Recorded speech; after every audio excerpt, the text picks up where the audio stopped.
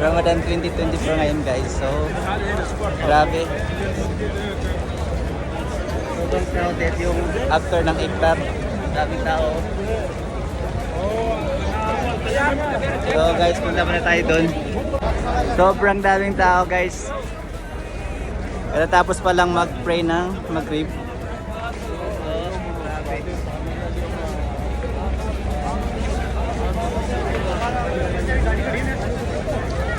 Wala ba tayo dyan guys? Hello!